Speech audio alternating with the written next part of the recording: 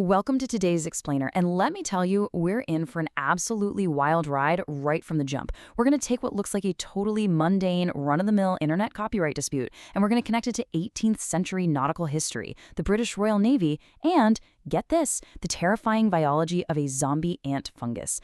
I know, it sounds like an absolutely impossible combination, right? But the way these completely random threads weave together, it actually reveals a deeply fascinating story about how we view digital sovereignty today.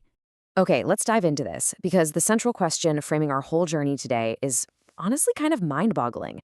How on earth does a standard YouTube copyright strike escalate into a battle over the British Empire? Literally, what starts out as a boring, everyday digital clash over a piece of content just completely morphs into this profound conflict of geopolitical worldviews.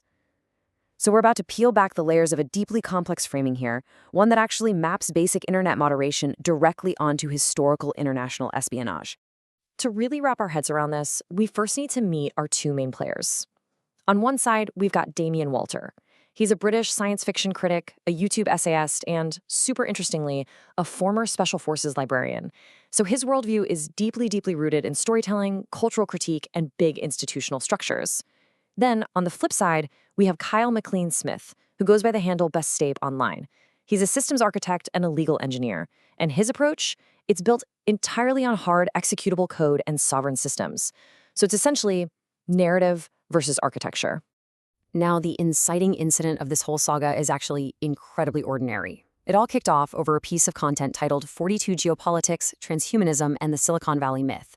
Basically, Damien Walter issued a very standard but very real 48-hour copyright ultimatum. He demanded a video be taken down or else face legal action. Now, in the normal digital world, the usual response to something like this is to just cite the fair use doctrine, or maybe just edit the video to avoid the strike. But wow, that is definitely not what happened here. Instead of just backing down or editing the clip, Smith fires back with this genuinely explosive response. He says, "Okay, am I six fucking Brits hankering for 1776 again?" And with just that single sentence, Smith instantly elevates a totally standard copyright threat into this wild, sprawling framework of international espionage and revolutionary resistance.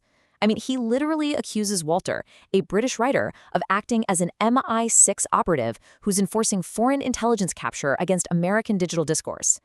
So as this digital feud just keeps escalating, Smith gets really specific. He aggressively rejects any comparisons to other global conflicts and insists that the empire in his worldview strictly represents the British. And he starts repeatedly using this slang term, limey. Now, you've probably heard it, right? It's an old-fashioned derogatory term for a British person or sailor. But to actually understand why this specific word carries so much weight in a modern debate about systemic control, well, we need to take a little detour and pull on our historical thread. We actually have to jump way back to the 18th century for this. The British Royal Navy was facing an absolutely catastrophic enemy at the time. But actually, scratch that, it wasn't foreign ships at all, it was scurvy. Scurvy was brutal. It caused rotten gums, weak knees, severe fatigue, and it was disabling roughly 1/7 of all British sailors.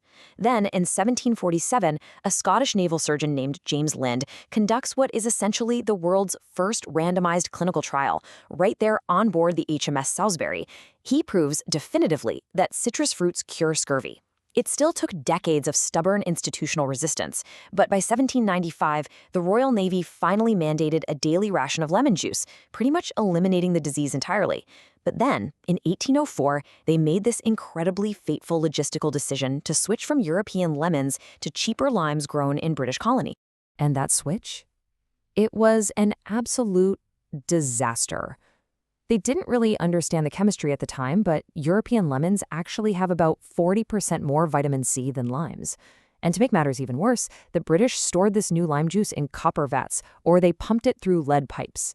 That process completely degraded the already low vitamin C content until it was basically useless. So scurvy just crept right back into the Navy.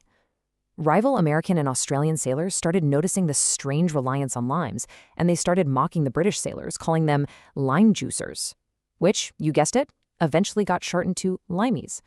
So this wasn't just a random nickname, it was a derogatory term born directly out of a massive systemic failure by a global empire. So right about now, you might be asking yourself, what on earth does an 18th century battle with nautical scurvy have to do with a 21st century systems architect fighting a YouTube copyright strike? Like, how do we possibly bridge the gap between naval limeys and modern digital sovereignty? Well, to answer that, we have to introduce a completely different science in the mix. We have to talk about biology. Now, what's really interesting about this slide is how it perfectly illustrates the concept of invisible control. We're looking at Ophiocordyceps unilateralis, more commonly and terrifyingly known as the zombie ant fungus. When this parasite infects a carpenter ant, it doesn't just kill it right away. No, it actually manipulates the ant's behavior to benefit its own reproduction. The fungus surrounds and physically invades the ant's muscle fibers, building this massive 3D network that allows for complete collective control over the host's movements. But here is absolutely the most terrifying part of the whole thing. The fungus leaves the host's brain completely intact. The host is literally a prisoner in its own body. It's basically a fungus in ants' clothing. And that nightmare biology brings us right back to our digital feud. Listen to this quote from Kyle MacLean Smith. He stated, "The Republic is acting as an empire because the empire is the Wizard of Oz parasite controlling her brain." So Smith is directly, literally mapping the biology of that zombie ant fungus onto modern geopolitics. In his specific view, the American Republic is that intact ant brain. It's aware, but its systems, its tech elites, and its legal frameworks have been completely infected and hijacked by an overarching imperial logic. Basically, it's a limey parasite controlling the host from the inside out. And we can actually see how Smith applied this intense philosophy in real time. During the thick of this online battle, an image was floating around featuring prominent tech billionaires. Guys like Elon Musk and Jeff Bezos. Well, Smith didn't just argue with people in the comments section. Instead, he executed a highly calculated digital operation.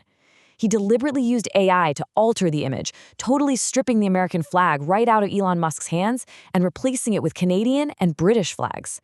He was visually forcing his narrative into reality. He was making the argument that these elites operate under a foreign imperial logic rather than representing foundational American interests. In a way, he was visually diagnosing the parasite for everyone to see. So the absolutely crucial takeaway here is how these two incredibly distinct views of the world clash. On one side, we have the critic, Damian Walter. Now, his use of standard copyright law is viewed by Smith as a direct extension of the empire, meaning top-down control, state intelligence, and intellectual colonialism. Then on the other side, we have the architect, Kyle MacLean Smith. He's representing the Republic, framing his own actions as a modern-day 1776 resistance. He sees himself as fighting for sovereign systems, free speech, and total digital independence. It's literally a battle between legacy institutional power and digital sovereignty, and it's all being fought over a YouTube video. Which brings us to a final question I want to leave you with today.